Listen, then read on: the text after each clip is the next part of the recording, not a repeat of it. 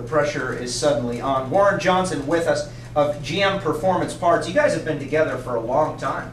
Actually, I've been with GM since 1983. And Performance Parts, I believe my first shot with Performance Parts was 1987. Then we were at AC Delco with Ozenbills and Firebirds, and we've been with the GM Performance Parts since 2001. I love that Hurst Olds, man. I love that. Was an awesome car. It was big, it was tough, it was fast, it was everything. That was a flying box car. Yeah. It had absolutely no downforce. You had black track from one end of the track to the other. That was a white knuckle special. And you won a lot of races with it.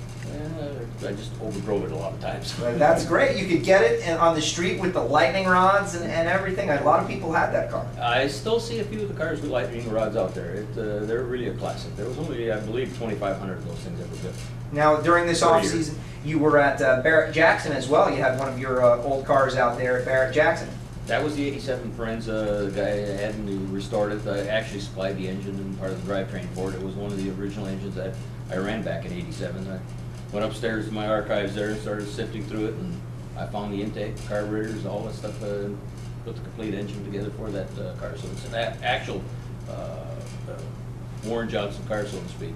Now, with the correct drivetrain. Who built that chassis? That was a Don Ness car. That was a Don Ness car. Because I remember last year we spoke about you racing at Moroso Motorsports Park back in the 80s. I think it was like it was a Forenza that you had just picked up. It was gray primer, and you did a match race against Joe Lapone. I think that was probably the Willie Rells car. It was gray, black primer, gray primer. It was that was a real learning curve with that car, because that was one of the first cars that we'd been in. Real small cars. We were looking for the aerodynamic advantage back then, so we looked for as small frontal area as we could get. That was the smallest car Olds had at the time, and it was actually pretty fast. In fact, it was one of the Forenzas that ran the first 190 miles an hour at I believe it was Indy in '86. Warren Johnson with us here on Powershift, the professor of Pro Stock. We're live in Gainesville at the AC Delco Gator Nationals. Warren, do you have when you look back, do you have a favorite car? Is there one that you look at and you say, man, that was the one, I just had a connection with it, I loved it? No, I really looked at cars like a 9/16 box wrench, you know. I mean, it's just a tool to make a living with, and I really never got emotionally attached with any of the vehicles I had. You have to look at a car that probably produced an outstanding result. It was probably when I won Indy with the Superman car. That was one of the Firebirds, and that kind of is in my mind that would be a favorite car, but I really never get sentimentally attached to any of them. I look at this new Pontiac GXP. It's a great looking vehicle. That's probably one I would get attached with it if I could win some more races with it. Isn't that what it's all about? The ones that you win are the ones that stick in your heart. Well, you know, everybody asks me, what's your favorite racetrack? And mine is always the last one I won at, you know. So you have to look at it that way. You can't get emotionally involved with a car. You start outthinking it. You think it's, you know, part of your psyche or whatever. It's just a tool to win races in reality. Warren Johnson with us here on Powershift, getting ready for the Gator Nationals. We'll be here the next 2 nights. Warren, Kurt runs a Cobalt, you run the GXP.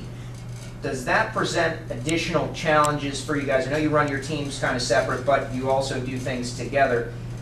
The differences in the shape and the aerodynamics and all those factors with the car, is it more difficult having 2 different kind of cars? Well, it poses a little bit of a curve, but actually GM has done a great job in providing these vehicles enough aero time to get them to the point that they're basically identical. They may have a little difference in aero balance, front and rear downforce issues, but NHRA has taken the onus to take and produce a box car, if you will, where it's got to be a certain height, width, and length, and that gives them all basically the same frontal area.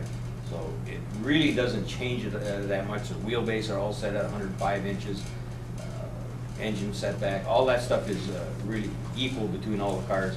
A slight aerodynamic advantage difference between any of them, it's not that significant anymore. So net result is that you see a lot more closer racing than you did years ago.